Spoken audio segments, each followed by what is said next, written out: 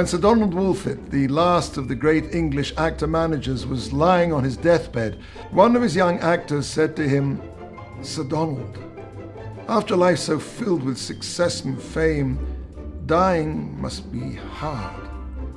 To which Sir Donald replied, "Dying is easy. Comedy is hard." They say a coward dies many times. The same must also be true for comedians. Any actor who stood in front of an audience and watched the line that he's practiced for weeks clang helplessly to the floor to roars of silence will appreciate Sir Donald's sentiments. Comedy is hard because we don't really understand what makes people laugh. We know what's funny because we laugh at it, but trying to distill the essence of comedy into a set of principles, that's not so easy.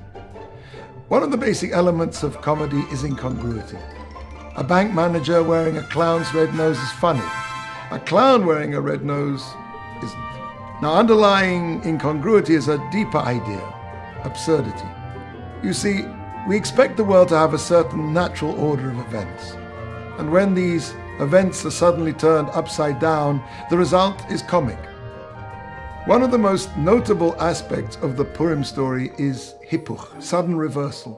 Haman has his gallows ready to hang Mordechai. The letters decreeing the final solution of the Jewish people have been sent out in all 127 languages to the far corners of the Persian Empire, yet in a split second, everything turns upside down. The only difference between tragedy and comedy is the ending. Jews have always been known for their humor.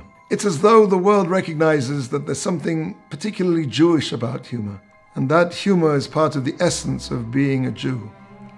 But behind every Jewish joke, there's a Jewish tear, a wry, bittersweet feeling of 2,000 years of exile, tears of sadness, tears of hope.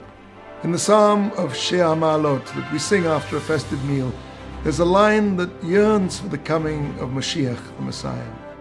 It says, "Then will our mouths be filled with laughter." The coming of Mashiach, of the Messiah, is compared to a birth. The tragedies of our era, of our people, are his birth pangs. In birth, great pain is suddenly and instantly turned to enormous joy.